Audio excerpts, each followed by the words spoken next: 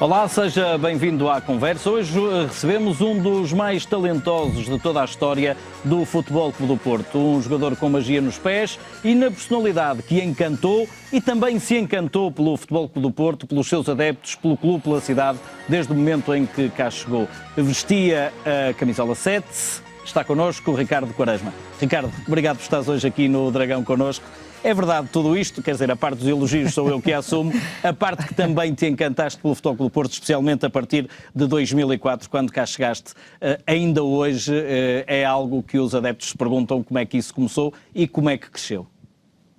Não, é difícil explicar, porque acho que só vestindo esta camisola, só vivendo nesta cidade é que podes explicar isso, porque é um sentimento que eu ainda hoje não consigo explicar, porque tenho um amor muito grande pela cidade e por este clube. Quando cá chegaste, conquistaste diversos títulos, vamos falar sobre esses títulos mais à frente, mas como sempre nestas conversas começamos bem lá atrás e bem longe aqui da cidade do Porto e do clube. Havia futebol desde logo na tua família, não é? Tu tinhas, em termos familiares, quase um gene já de futebol. Sim, tinha o meu tio, que jogou no Belém. Depois tive o meu irmão, que também jogou no Sporting e jogou em alguns clubes. E depois apareceu. E apareceste tu a jogar no bairro e na rua. A tua paixão foi desde sempre. Os teus familiares desde sempre perceberam essa paixão. Conta-me como é que foi esse teu início e a tua relação com o futebol. Essa paixão não foi de sempre, porque houve uma altura que eu quis trocar o futebol pelo hóquei. Pois chegaste a experimentar. Lembro-me que chegamos a fazer uma reportagem para a revista Dragões em que tu experimentaste uns patins, não foi? Cheguei a andar a treinar, ainda na altura que se chamava Caco, que era um clube ali em Campo de Ourique. Clube Atlético Campo de Ourique, não é? E cheguei a andar lá a treinar. Só que isso na altura... com que idade? Com 7, 8 anos. E na altura o meu irmão já estava no Sporting e a minha mãe disse-me se eu não fosse para o Sporting com o meu irmão também não havia desporto nenhum para mim. Havia escola e escola-casa. E eu disse, não, então para isso vou continuar no futebol. E foi assim que começou a minha paixão pelo futebol. Como é que te apaixonaste pelo hóquei, já agora, antes de irmos ao futebol? Eu acho que foi mais pelos amigos. Na altura os meus amigos de escola não ligavam tanto ao futebol e era mais ao hóquei. E eu também queria ir para o hóquei mais por causa deles, porque hoje em dia, sinceramente, não é um desporto que não me chama a atenção. Mas é um desporto rápido e que também exige muita magia, não tanto nos pés, mas com as mãos e na ponta do stick, mas lembraste isso e ao preparar a entrevista tínhamos escapado esse pormenor e agora me lembrei de quando trabalhamos juntos aqui no Porto também, temos feito inclusive uma reportagem nesse sentido. O gosto pelo futebol é um gosto que cultivaste muito na rua, tu eras geralmente o mais pequeno, mas o mais atrevido, o que queriam escolher para a sua equipa, embora em termos de dimensão física não é que tu tenhas crescido assim. Não, mas sempre fui muito, muito reguila, muito atrevido e na altura eu vivia ali em Campo de Ourique e ainda há o Jardim da Estrela, que era onde eu ia sempre jogar futebol e eu ficava sempre nas equipas dos maiores, porque eles achavam piada e a minha maneira de pegar na bola e querer fintar toda a gente e querer fazer pontapés de bicicleta nas pedras e não sei o quê. Então eles, como mais velhos, achavam piada e davam-me sempre a oportunidade de jogar com eles. Mas achavam piada a ganhar também. E não era só para se rirem de ti, era porque tu já davas alguma coisa às equipas, apesar de seres mais pequeno. Porque eu também ajudava-os a ganhar e quando não ganhava já ficava numa azia muito grande e queria discutir com eles e às vezes já queria andar à porrada com eles. E eles achavam piada por isso e deixavam-me jogar. Eu, também a preparar esta entrevista, algures li o Aurélio Pereira dizer que tu eras daqueles que te atirassem uma pedra, tu atiravas duas. Portanto, foi preciso, mais tarde, até domar-te isto. Portanto, isto vem daí. Vem também deste ambiente em que tu estavas de ganhar ou ganhar. No bairro tinhas que ganhar ou ganhar já. Não é? É importante tu nasceres com isso, porque é isso que faz crescer, faz-te crescer para a vida. E eu sou uma pessoa que tenho muito mal a perder. Não sei lidar muito com a derrota. E isso dentro do campo, acho que toda a gente reparava nisso. Sempre que eu perdia, ou que estava a perder, tentava sempre ajudar a minha equipa. E quando não o conseguia, por vezes, fazia as neiras por querer sempre ganhar e ir sempre à procura da vitória e por vezes prejudicava.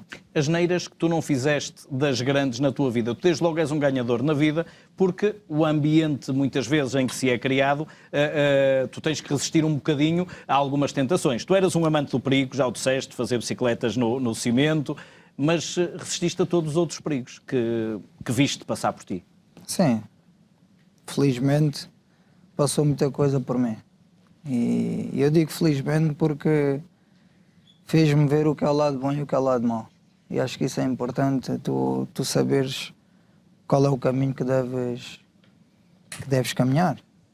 E isso a mim ajudou muito a crescer num bairro complicado, um bairro difícil, mas onde, como eu já disse, onde eu vi muita coisa e onde as pessoas também que estavam comigo também me ajudaram em muita coisa.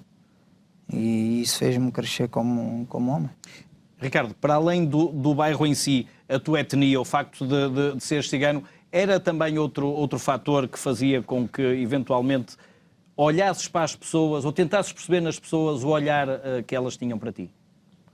Às vezes era difícil, porque quando as pessoas falam muito, não há racismo, ou vamos tentar mudar a mentalidade do racismo, mas infelizmente há e vai sempre haver.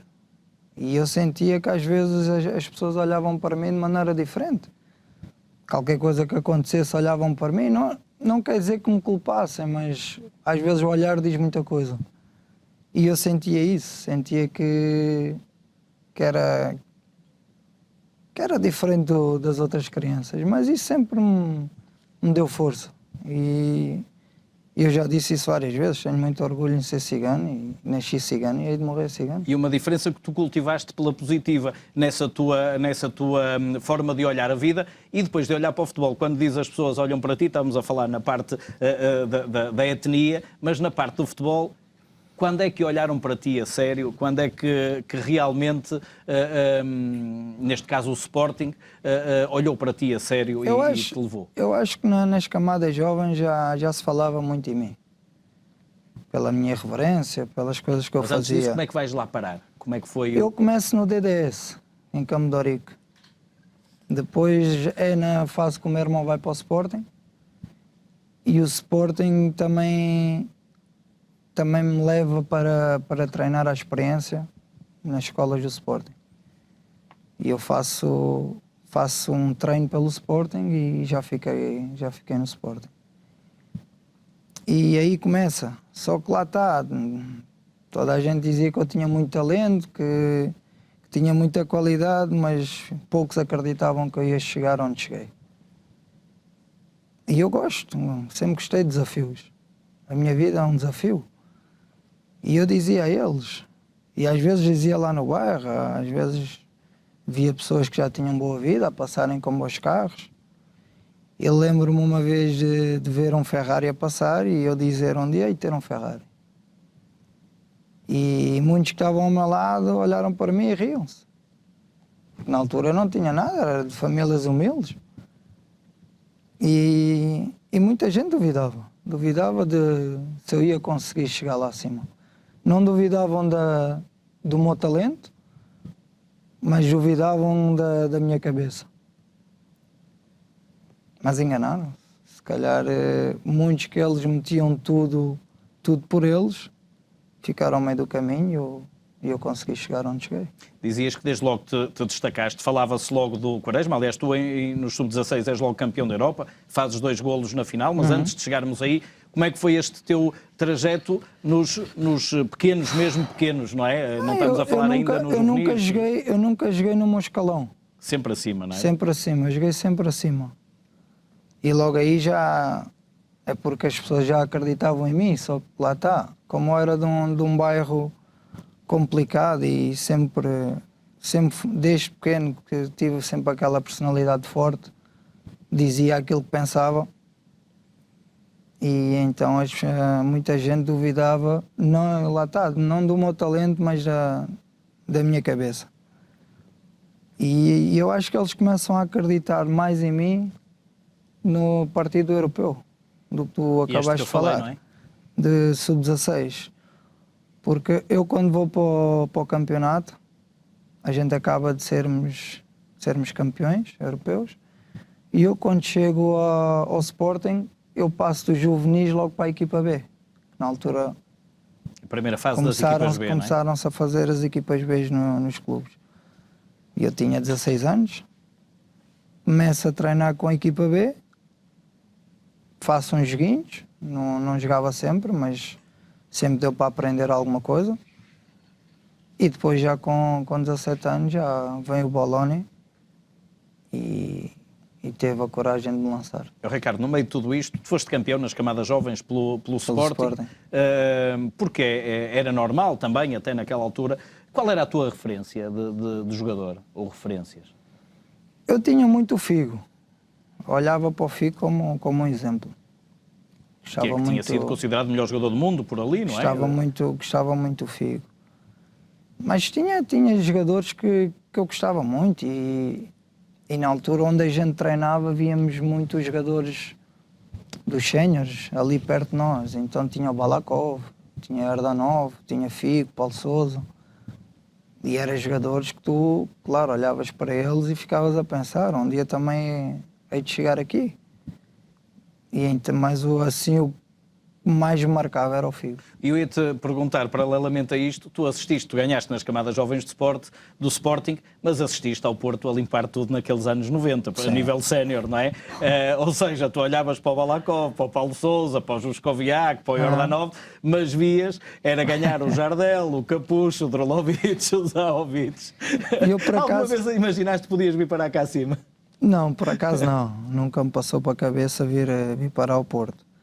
Mas tinha um jogador no Porto que eu admirava muito porque também fazia aquelas trivelas, que era o Drolovic, e adorava vê-lo jogar. E às vezes dizia porque é que ele não vem para o Sporting. Mas o Porto realmente nessa altura não dava hipótese a ninguém. Falar em trivelas, quando é que tu começas realmente a usar mais sistematicamente o movimento? Eu nas camadas jovens usava muita trivela. Eu batia cantos de trivela, eu batia faltas de trivela. Mas aí se calhar só te achavam piada, não? Não achavam que ias fazer vida das trivelas? Não, mas já não achavam muita piada. Eu tive um treinador que tínhamos um jogo para decidir o campeonato contra o Benfica. E um dia antes do jogo, a gente estávamos a treinar e ele, como normalmente fazem, mete a equipa principal e eu estava na equipa principal e faço um gol de trivela. E ele não gostou muito e disse-me, voltas a fazer isso e eu mando para o banho e amanhã não jogas. Só que ele veio aquilo para a brincadeira e logo de seguida faça exatamente a mesma jogada e mete a bola na gaveta outra vez e comecei-me a rir. E ele olha para mim, mandou-me tirar o colete e mandou-me para o banho. E a verdade é que cheguei ao jogo e fui para o banco. Por isso nem toda a gente achava muita piada. Só que eu nunca deixei de fazer aquilo que... Era um desafio para ti, até porque geneticamente lá está. Também já foi explicado mais ou menos... Eu não fazia por mal, nem por... O teu movimento de corpo, a tua forma de... Nem para faltar o respeito a ninguém. E acho que depois de me conhecerem começaram a perceber que realmente isso já faz parte de mim. Não era para faltar o respeito a ninguém. e tu deste esse salto. Já falamos ali da tua chegada aos séniores com 17 anos. Vamos falar desse momento. Começas a ganhar também o teu primeiro dinheiro e a perceber com que idade? 16, 17 anos, por aí? 16 foi anos. o meu primeiro contrato, porque na equipa B tinhas de ter contrato profissional e comecei a ganhar 1.500 euros.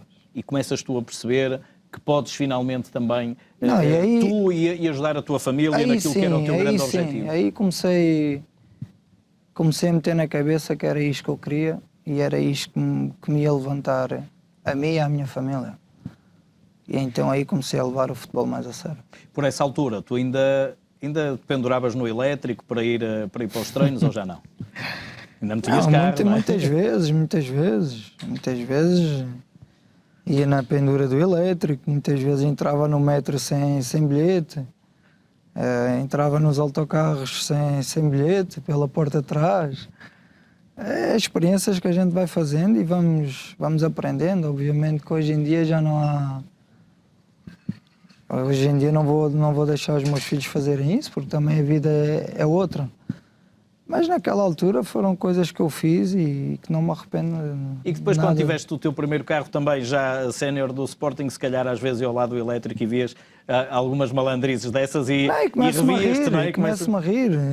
Ainda hoje, quando vejo coisas desse género, acho piada. Obviamente não vou dizer nada, porque não conheço as pessoas, mas acho piada. Ricardo, o momento em que é durante as férias que tu sabes que já tinhas treinado com a equipa sénior, como tu falaste, mas tu sabes que vais fazer a pré-temporada com o Bologna. E o Sporting tinha sido campeão 2 anos antes, tinhas assistido de fora ao Sporting a quebrar um jejum de 18 anos, 17, 18 anos, depois foi o Boa Vista campeão e Bologna começa a temporada aqui até ao jejum do Futebol Clube do Porto, aqueles 3 anos em que o Porto não ganha, e Bologna de repente decide chamar-te. E tu, no meio do nada, recebes uma chamada, não é? Assim, como é que foi esse momento? Eu, quando recebo a chamada, eu estava na rua, estava a jogar a bola lá no bairro. E quando me ligaram, sinceramente, eu desliguei o telefone. Pensei que estavam a gozar comigo. E voltaram a ligar. Voltaram a dizer quem era, o diretor que me estava a ligar. E eu fiquei parado. Acho que naquele momento o meu corpo gelou. Eu não sabia se corria para casa, se gritava de alegria, se chorava. Fiquei congelado. Até que depois desliguei, fui para casa e comecei a chorar, né? A contar à minha mãe e ao meu irmão que ia fazer a pré-época com os séniores do Sporting.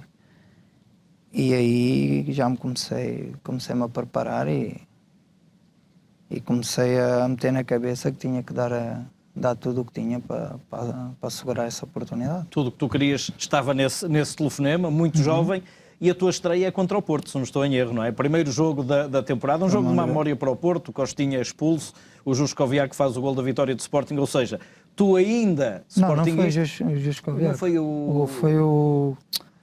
que eles chamam. Fica 1-0, eu lembro que ficou 1-0, estava na ideia de ter sido até o Juskoviak. O João Pinto cruzou. Não me enganava. O João Pinto cruzou. Foi o romeno, como é que ele se chamava? O Nicolai, exatamente, o Nicolai, estava a confundir os nomes, foi o Nicolai. E esse foi um jogo, tu ainda sportinguista, portanto antes de te teres convertido às cores azuis e brancas, tiveste uma primeira vitória que seguramente recordas, porque estreaste num Sporting Porto, primeira jornada do campeonato, estádio cheio, um dia de calor, e a ganhar, obviamente, que não te esquecerás desse momento e da forma como entraste em Alvalade sénior, não é? Eu quando vejo o Sapinto a lesionar-se, não é? E vejo o Bologna olhar para nós, estávamos no banco, e manda-me aquecer, e eu à primeira não fui, porque eu pensei que era para o Tonhito ou para o Telho, acho eu que estavam ao meu lado, e fiquei parado, até que ele olhou a segunda vez e começou aos gritos a dizer o que é que eu ainda estava ali a fazer. E nisto eu levanto-me, fui aquecer, e começo a olhar para o estádio, não, estádio cheio. E começo a sentir aquele friozinho na barriga. Mas enquanto estava a aquecer, só estava a meter na cabeça, vou ter que segurar isto. Vou ter que mostrar que também quero ser jogador, que me quero afirmar. Depois de entrar lá para dentro, tudo passa. E aí as coisas já me começaram... A primeira jogada saiu-me logo bem, então aí comecei a fazer o meu jogo. Infelizmente para o Porto nesse dia. E tu rapidamente conquistaste o coração de todos os que não te conheciam, os sportinguistas, naturalmente. Passaste a espalhar terror nas balizas nos defesas adversários e és campeão no Sporting no teu primeiro ano. De resto, a última vez em que o Sporting é campeão, eu estou lá. Tu estás lá, não é? Seguramente um sentimento para quem fez todo o percurso no Sporting, claro, um sentimento que era aquele que tu querias, não é? De orgulho e é aquilo que eu já disse, independentemente de hoje assumir que amo o Porto, o Sporting é o clube que eu vou ter sempre um respeito e um carinho enorme por eles. Jamais me vão ouvir falar mal do Sporting, porque eu não posso cuspir no prato onde comi. Isso está fora de questão. Agora, por vezes acho piada quando as pessoas me perguntam porquê de eu não falar no Sporting. E eu às vezes eu pergunto-lhes porquê é que quando falam em jogadores, em jovens jogadores que saíram do Sporting, nunca falam em mim. Porque eu digo que amo o Porto? Ou porque me esqueceram? Então se não falam em mim, eu também não tenho que falar em ninguém. Agora, obviamente que o Sporting vai ser sempre um clube que me marcou e que vai estar sempre comigo. Isso, e é uma parte dúvida. Naturalmente importante Faz e o alicerce ao fim e ao cabo da tua vida vida futebolística, não é? Tu no Sporting, nesta equipa sénior, encontras alguma gente também já muito calejada e até alguns do Norte, outros mesmo do Futebol Clube do Porto, apanhas Rui Jorge, Jardel, Pedro Barbosa, João Pinto e, portanto, também Bento, te ajudou, não é? Paulo Bento. Isto ajudou-te também, não é? Não, muito. Eu quando cheguei à cabine do Sporting para treinar lá, que deram-me o sexto, e eu cheguei lá e fiquei de pé, né? Olhar para eles e olhar para onde podíamos sentar, porque já toda a gente tinha o seu lugar, o seu nome, e é difícil para um miúdo de 17 anos entrar numa cabine com tanta estrela, com tanta vedeta, onde tu só estás habituado a vê-los na televisão e de um momento para o outro estás ao lado deles. Mas eu sinceramente tive muita sorte nisso, porque as grandes estrelas que eram na altura ajudaram muito. Sapinto, Beto, Pedro Barbosa, Rui Bento, Paulo Bento, João Pinto. Todos eles grandes vedetas e todos eles me ajudaram bastante. Tu ganhas neste teu primeiro ano. No segundo ano do Sporting, tu brilhas intensamente, mas o Sporting não. Portanto, foi mais individual, digamos assim, no fim do ano e assistes ao Porto demolidor do José Mourinho. Nesse ano, aí já não tiveste tanta sorte no confronto com o Porto, não é? Estamos a falar do Porto ganhar a Taça UEFA, que para além de tudo, jogava um futebol era incrível, magnífico. Incrível. Não é? Aí era difícil jogar contra o Porto. Tinha jogadores que faziam muita diferença. Mas lá está, é como tu disseste, em termos individuais, fiz uma grande época. Agora, em termos coletivos, era difícil acompanhar o Porto nesse ano. Faz uma época que te leva até ao Barcelona, que é seguramente um dos clubes que nenhum jogador dirá nunca que não está nos seus sonhos, independentemente de poder gostar muito do clube que representa, e isso tem que ser visto de uma forma natural. Chegas ao Barcelona, no teu momento, com o Ronaldinho Gaúcho também na equipa, chegas como Harry Potter já, não é? Portanto, o jogador mágico, mas a tua magia fechou-se um bocadinho em ti durante esse ano. Não conseguiste ser aquilo que estavas a ser antes. Fechou, faltou muita coisa. E depois também quando tu és jovem, acho que precisas de muito apoio, precisas de ter alguém que te chama a atenção quando estás a errar. E eu na altura tive 6 meses em Barcelona a viver sozinho. E isso a mim custou-me um bocado. Foi a primeira vez que deixei a minha mãe, os meus irmãos. E isso a mim abanou-me muito. E depois quando quis voltar a agarrar já fui tarde. Mas não me arrependo nada porque realizei o meu sonho. Obviamente que gostava de ter triunfado, mas não me arrependo de ter escolhido o Barcelona.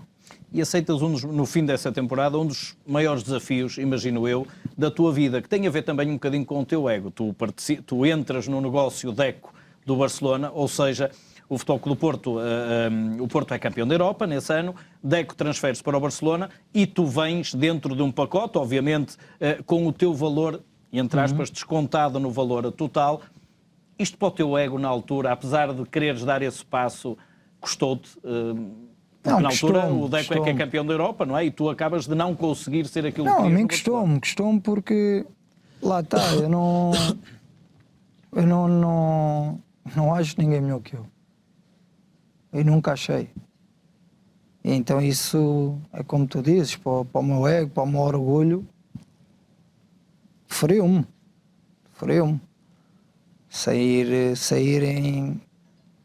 em troca, não é? Porque queiras ou não, foste uma troca.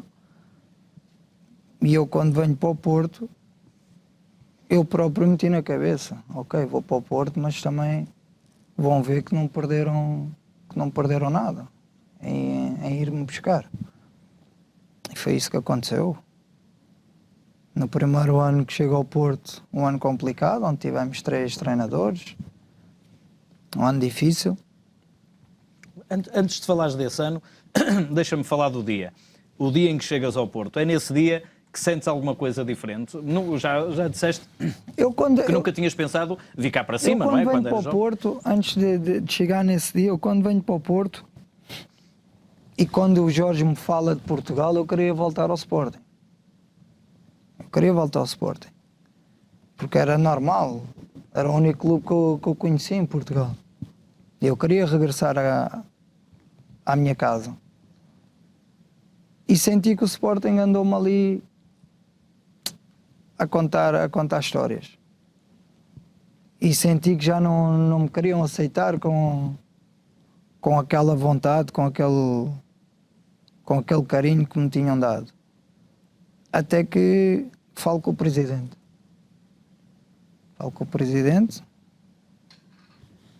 Com o Pinto Costa, e senti que ele acreditava em mim, e sentia que ele admirava o meu futebol. E foi isso que me fez vir para o Porto. Eu disse, ok, se não me querem num lado, então vou para o Porto. Sem saberes que te ias apaixonar? Sem saber que me iria apaixonar.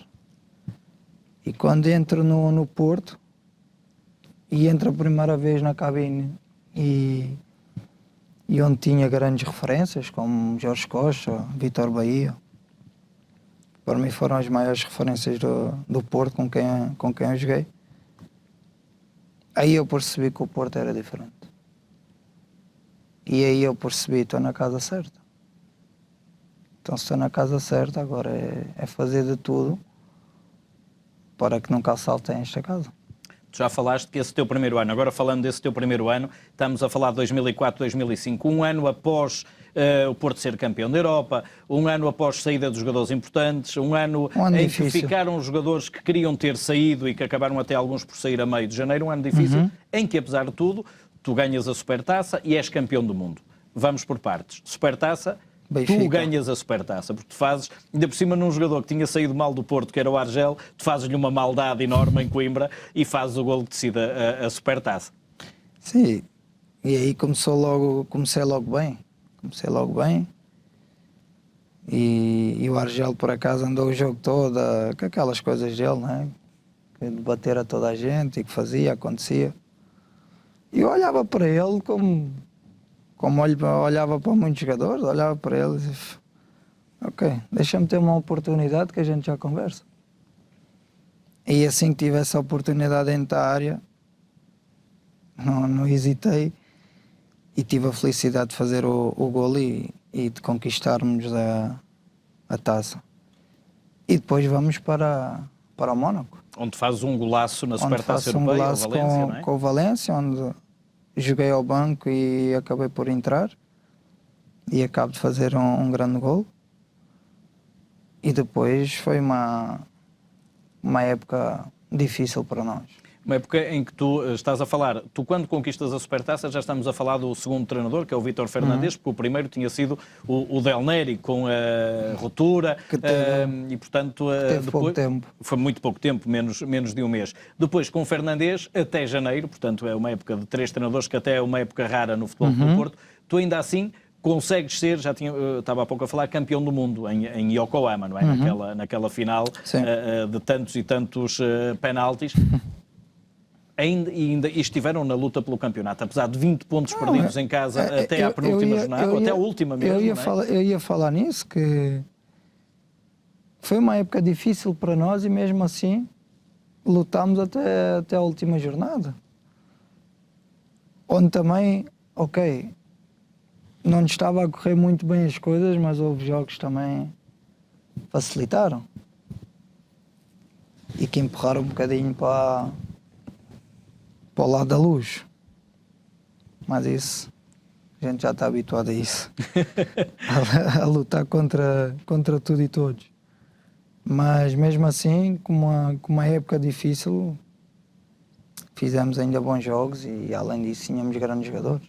Eu diria, Ricardo, tu entras provavelmente do meio campo para a frente num dos melhores plantéis da história do Porto, não é? Havia Ricardo Quaresma, Diego, Luís Fabiano, Benny McCarthy, Carlos Alberto, Derlei, Hugo Almeida, Maniche. Estamos a falar só de soluções assim.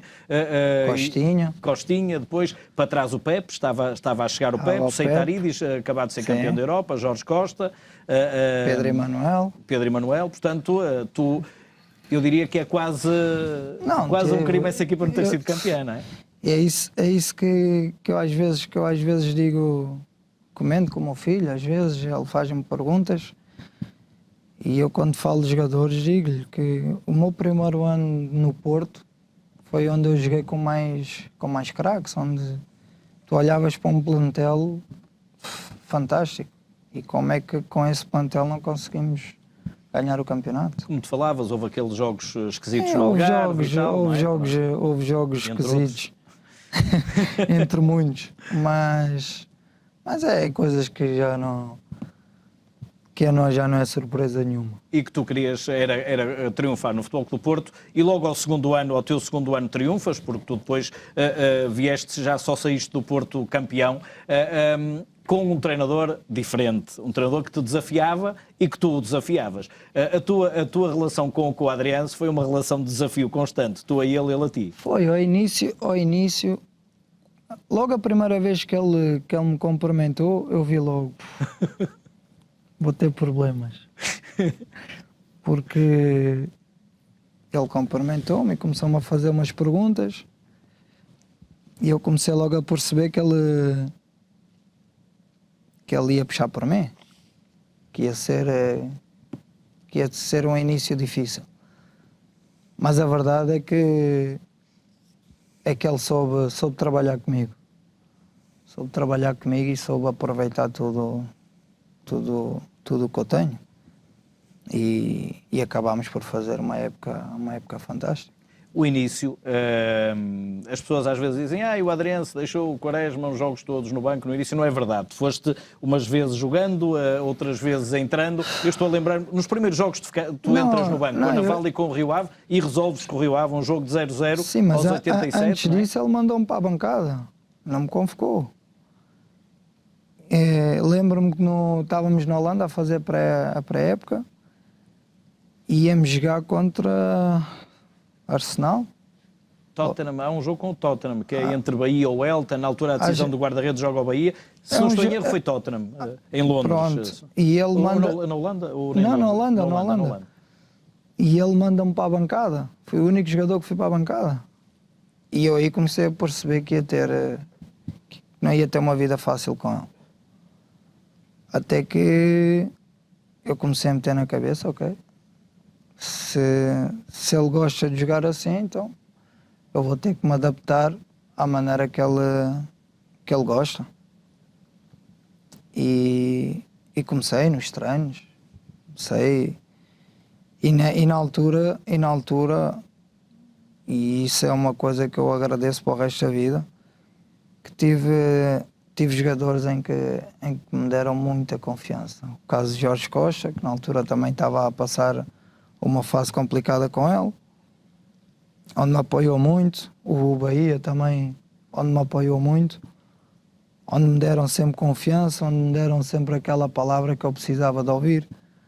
E isso também fez-me com que não mandasse a toalha ao chão. Não foi fácil. O que é que ele queria de ti? Que defendesses mais? Que na altura dizias, o Quaresma não defende, o Adriano, o que é que ele defende? Sinceramente, eu não Não conseguia perceber o que é que ele queria, porque às vezes eu descia, ele dizia que eu tinha que subir. Se eu fizesse uma finta a mais, ele parava o treino e dizia que não queria que eu fintasse. Se eu desse um toque de calcanhar para trás, ele dizia que o toque de calcanhar era excessivo, ou que não era era preciso no futebol. Eu havia momentos que olhava para ele e dizia, mas o que é que eu vou fazer então? Até que comecei a entrar nos jogos e comecei a perceber que o que ele mais gostava era do futebol simples. Só que isso, futebol simples para mim é difícil. Era difícil porque eu sou um jogador que gosto de ir num contra um, gosto do risco. E aí eu acho que chegou um momento em que eu comecei a perceber ele e ele a perceber-me a mim. E então aí começámos a dar-nos bem, porque comecei a fazer o que ele queria e ao mesmo tempo ele também, para o fim, já me pedia para eu fazer as minhas jogadas e o meu jogo. Foste conquistando também, ou seja, fazendo algumas coisas simples que ele queria e algumas das tuas, não é? Porque eu acho que às vezes também é importante teres um treinador que sabe que tens talento e qualidade, mas também tens que aprender outro tipo de coisas que há no futebol. Eu acho que ele a mim ensinou-me porque eu havia momentos em que me esquecia de muita coisa. E estavas a falar quando vão mais para o fim, que é quando o Porto também depois vai conquistar o campeonato Alvalade, com o golo do Jorginho, mas pelo meio houve aqui coisas que custaram. A eliminação aos pés de equipas como o Arte Média na Liga dos Campeões, num ano em que o Porto perde em casa com o Benfica 2-0, em que há também aquele célebre episódio no Olival depois de um empate em Vila do Conde que envolve o treinador. Não foi um ano nada fácil para vocês, que acabou bem, mas que durante todo o ano teve aqui muita dificuldade, não é? Mas isso é o Porto.